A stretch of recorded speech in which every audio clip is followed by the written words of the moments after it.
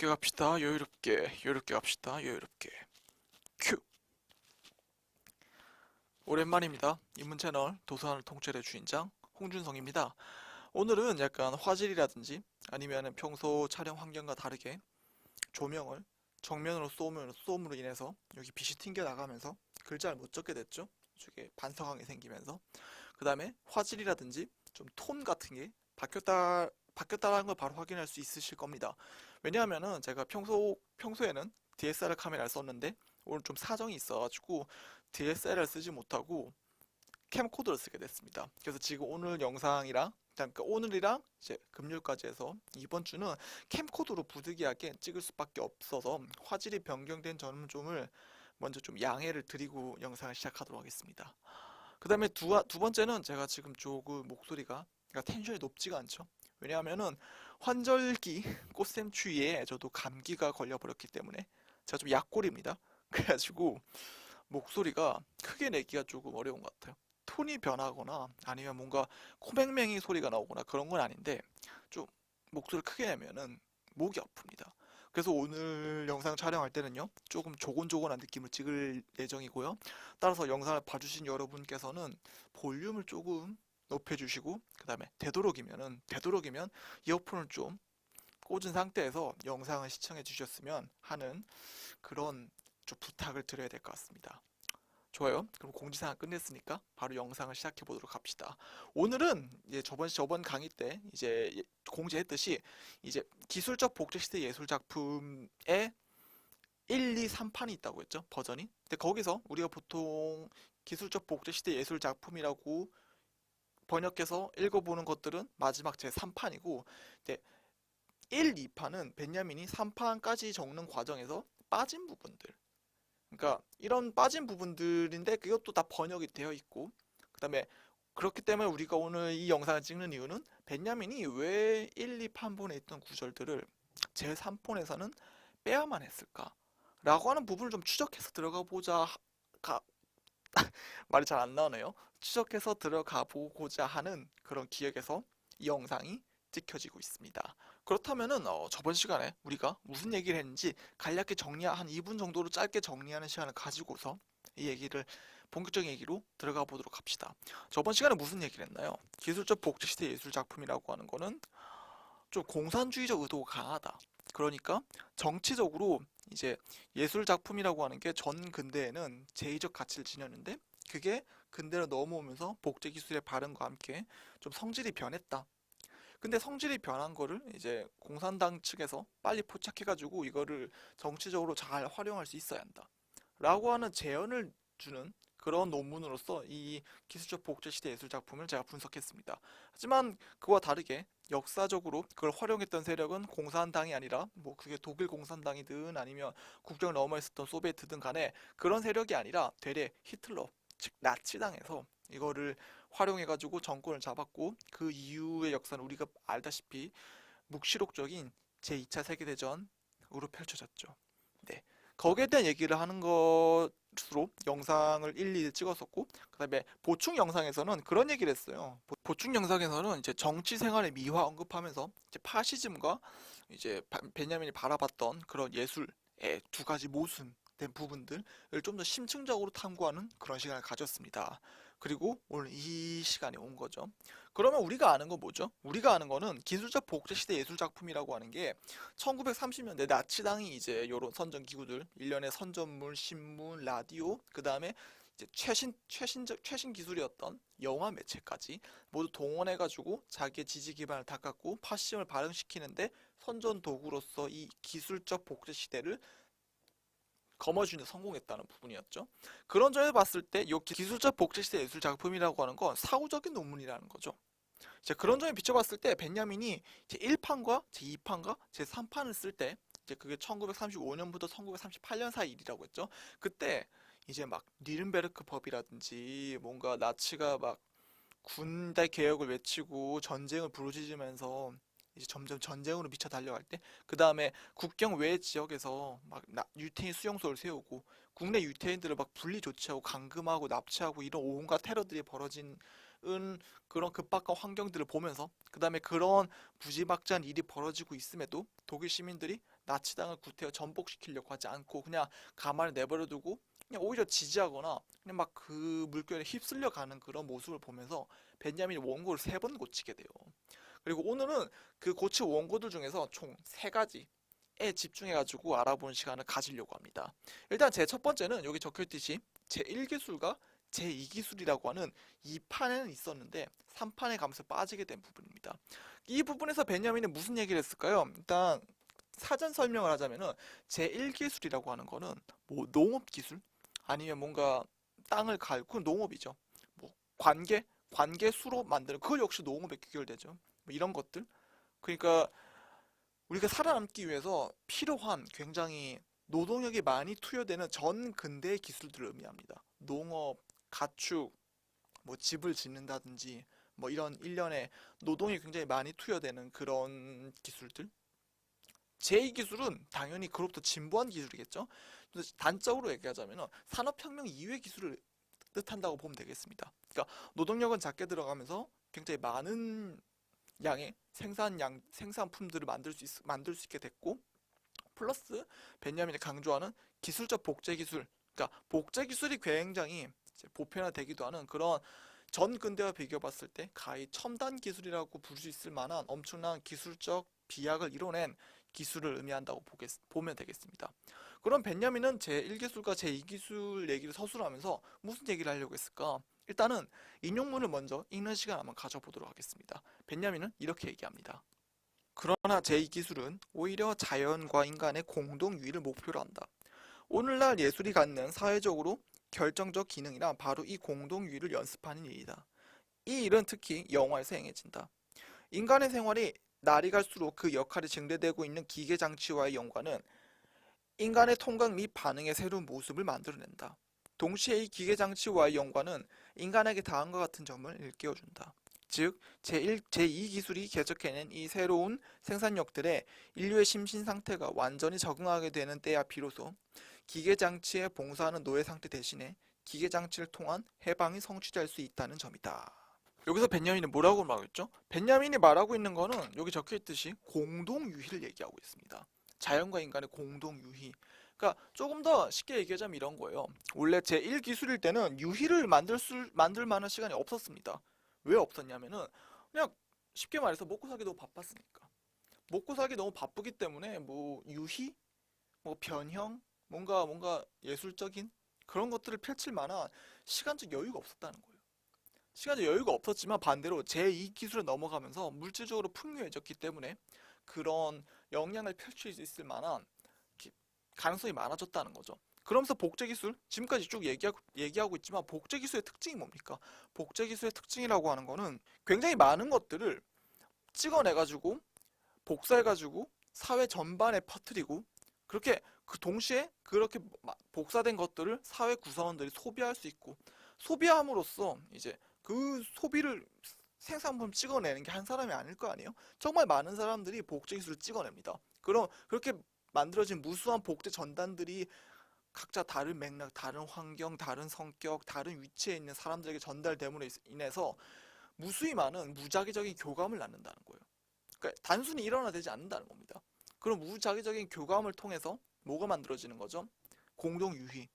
뭔가 계속해서 끊임없이 뭔가 새로운 걸 만들어내고 감수성을 개혁시키고 새로운 기술을 발명하고 새로운 놀이와 이런 것들을 끊임없이 이끌어낼 수 있는 그런 욕망을 펼쳐내는 잠재성의 발현. 벤야민이 말했던 메시아적 자연 리듬 같은 일들이 구현될 수 있게 된 겁니다. 단순히 노동하는 거가 아니라. 그러니까 인간적 삶을 인간들이 살 수 있게 됐다고 보는 거죠. 벤야민이 봤을 때는. 그러면서 벤야민이 예시로 드는 건 뭐죠? 영화입니다. 왜 영화 예시로 들었을까? 벤야민이 영화로 예시로 든 거는 이런 의미가 좀 강한 것 같아요. 제가 봤을 때. 왜냐면 뭐 팜플렛, 그러니까 글을 찍어낸다든지 아니면 신문이라든지 혹은 라디오, 뭐 그림, 만화, 파나 이런 것도 있고 근데 그런 것들은 예전에 전 근대에도 있었던 거죠. 단지 그게 사회적으로 보편화됐을 뿐. 근데 영화라고 하는 매체는 근대에 정말 발명된 근대를 상징하는 매체라 볼 수 있는 겁니다. 이런 매체를 벤야민이 봤을 때 이런 느낌이 드는 거죠. 요 영화라고 하는 거는 글이나 뭐 라디오나 그림이 담아낼 수 없는 그 어떤 그냥 지금 제가 보는 듯이 제가 지금 영상을 찍고 있고 제 목소리가 생생하게 담기지 않습니까? 그 생생함, 다른 매체로 전달하기 힘든 현장감, 어떤 느낌 이런 것들을 포착해가지고 모든 사람들한테 보낼 수 있는 혁신적인 매체라고 하는 거죠. 물론 발터 베냐민이 20세기 초에 사용했던 영화의 기술이라는 건 보잘것없습니다. 지금 이 현대 기술을 봤을 땐. 하지만은 이제 그 첫 기술을 보면서 지금까지 지금 보여주고 있는 이때면 지금 이제 여- 영상 매체라고 하는 게 굉장히 민주화돼 가지고 저처럼 무슨 영상 기술을 배우지 않은 사람도 영상을 찍고 영상을 유튜브에 올려가지고 여러분들과 교감할 수 있지 않습니까? 그런 시대가 열려버린 거죠. 근데 그 단초의 시작은 어쨌거나 20세기 초에 영화가 만들어지던 그 시점, 벤야민이 영화를 사유하던 시점에 이미 잉태됐던 부분들이죠. 단지 그 기술이 얼마나 더 세련되고 더 효율화 돼가지고 많은 사람들에게 퍼질 수 있냐의 문제가 남았을 뿐 본질은 이미 거기에 완성돼 있었던 겁니다. 이제 그렇게 봤을 때 베냐민은 이런 영화 매체를 통해서 공동 유희를 만들기 위한 그 사회 구성원 전체에게 엄청난 파급력을 가지는 그런 영상 매체가 나타났다. 발명됐다에 집중했던 겁니다. 그래서 지금도 이제 뭐 다른 글이나 뭐 이런 거와 다르게 영화라고 하는 것은 뭐 천만 관객이라든지 아니면 유튜브란 것도 그렇죠. 조회수가 잘 나온 영상들은 100만, 200만씩 훌쩍훌쩍 넘어가지 않습니까? 근데 예전에는 그런 100만, 200만이 클릭해서 보는 그런 영상이라고 하는 게 뭔가 엄청나게 자본이 투여된 상태에서 극장에 걸리는 소수의 영화들이 가능했던 건데 지금 어떻습니까? 지금 이제 유튜브 플랫폼이 열리면서 많은 사람들이 그냥 클릭해서 볼 수 있죠. 꼭 거대 자본이 아니더라도 그 개인이 가진 매력이나 컨텐츠의 특징 아니면 그 때마침 시대에 맞는 어떤 컨텐츠들 사람들 요구하는 어떤 지점을 건드린 그런 영상들이 그냥 굉장히 무지막지한 파급력을 가지고 조회수를 팍 올려가지고 모두에 공유돼 버리죠. 근데 공유됨으로써 단순히 공유되는 게 아니라 그거에 대한 막 뭔가 내가 정의 내리기 어려운 그러니까 예측하기 어려운 여러 파급 효과들 나와버리죠. 연계 상품들이 나오기도 하고 서로 다른 의견이 조출되기도 하고 서로 다른 것들이 만나면서 뭔가 알 수 없는 이거 뭐랄까 요리 용어에서는 뭐 하이퍼가 아니라 그 퓨전 그래 퓨전 요리처럼 새로운 것들이 융합해서 만들어지는 그런 무수히 많은 장들이 나타난다는 거죠. 알들이 응축된 내공들 뭐 이런 것들이 펼쳐지는 겁니다. 그게 공동유의죠. 베냐민은 그걸 봤던 겁니다. 그러니까 이렇게 봤을 때 직관이 굉장히 뛰어난 거죠. 왜냐하면 20세기에 그게 구현되지는 않았으니까 구현될 수 있다는 전망만 있었을 뿐. 근데 베냐민은 그걸 잡고 밀고 나간 겁니다. 이제 근데 문제는 뭐죠? 문제는 요런 기술이라고 하는 게 벤야민이 봤던 것처럼 그렇게 낭만적으로 이루어지지 않았다는 겁니다. 공동유희라고 적어놨죠. 왜 공동이죠? 왜냐하면 벤야민이 봤을 때 어떤 기술이나 새로운 예술 작품이나 뭔가 새로운 혁신적인 형식, 내용 이런 게 나오는 거는 그냥 한 사람의 독단적인 그러니까 고립된 마치 데카르트적인 고립된 코기토가 만들어내는 게 아니라 사람과 사람 관계로서 존재하는 그러니까 관계 내에서 창출되는 그런 것도 중요하다 봤던 거죠. 왜냐면 개인이 혼자 있을 때는 사실상 가치가 창출되지 않아요. 그러니까 이 개인 혼자서 새로운 생각을 만들어내는데 한계가 있다는 겁니다. 그 개인에게 끊임없이 자극을 주고 소통을 하고 개입해서 들어오고 때로는 그런 개입이 야만적일 때도 있죠.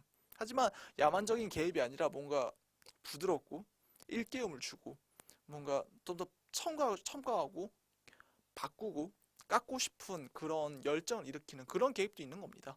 이제 그런 개입은 어떻게 벌어지는 거죠? 그냥 무수히 많은 사람과 대화, 만남을 통해서 이루어지는 겁니다. 그렇기 때문에 베냐민 이 공동유희가 벌어지는 걸 인간 집합체라고 합니다. 사회죠, 쉽게 말하면. 사회. 이거를 인간 집합체라고 불러요. 그러면서 이 복제 기술이라고 하는 게 요 인간 집합체에 굉장히 많은 혁신을 가져다 줄 것이라고 얘기합니다.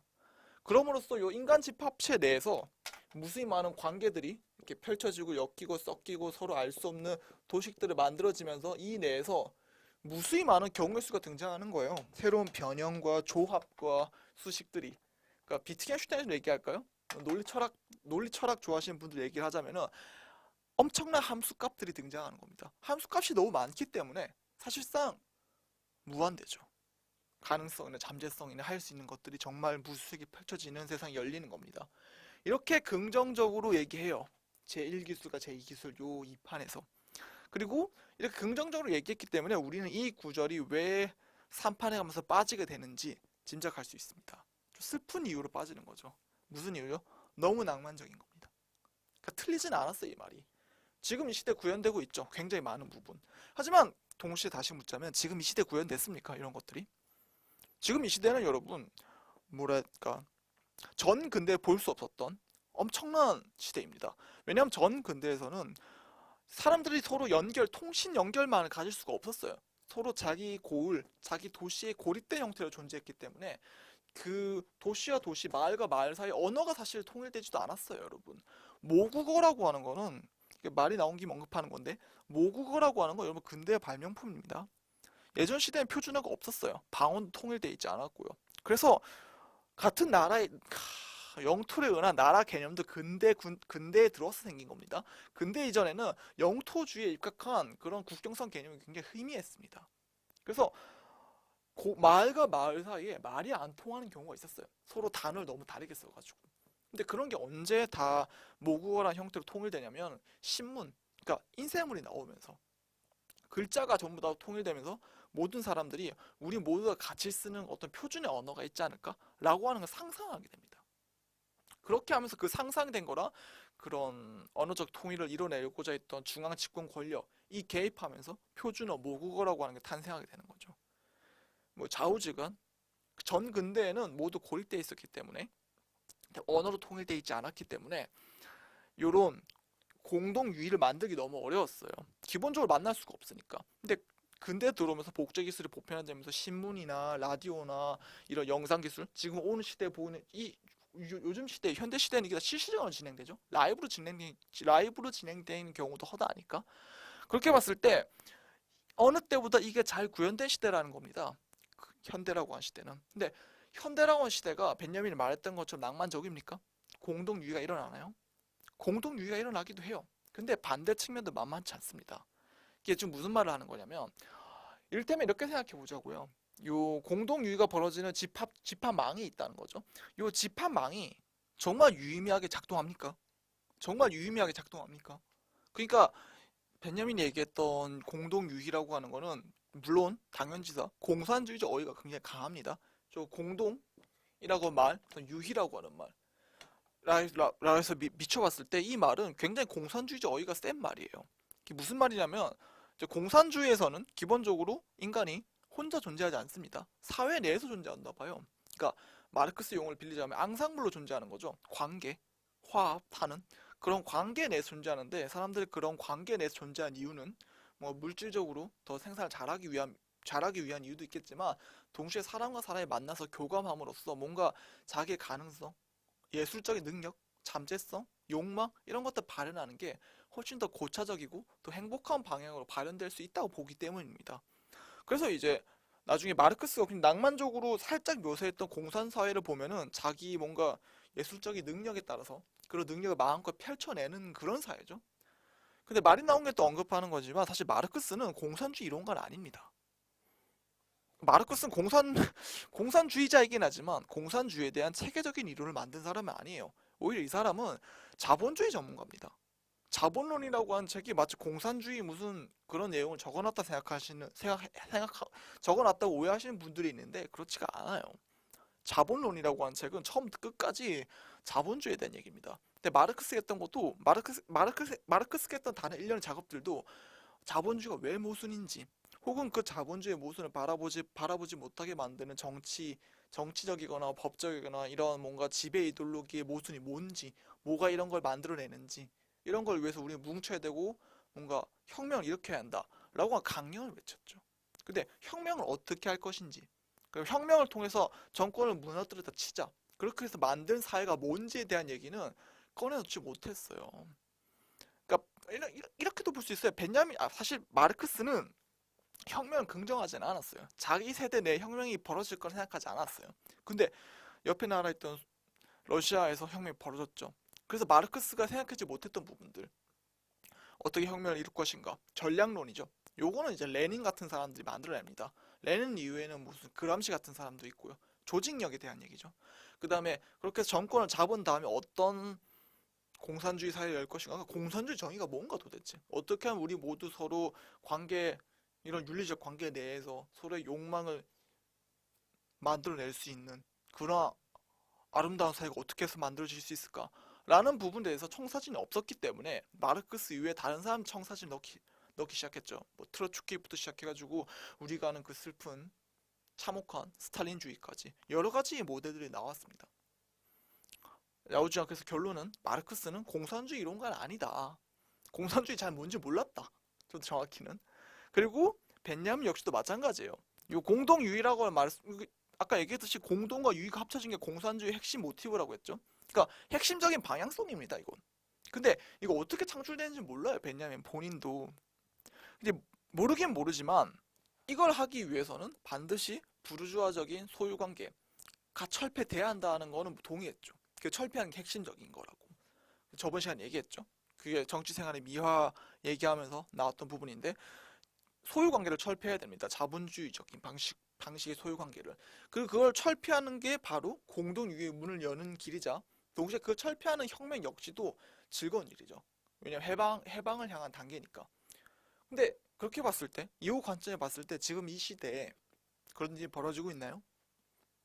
그렇지 않다는 걸 금방 알 수 있습니다. 쉽지 않아요. 왜냐면은 뭐 제가 적은 그래서 얘기한 적이 있지만은 벤야민과 공산주의를 연결시킨 논문은 국내에 단 하나도 없습니다.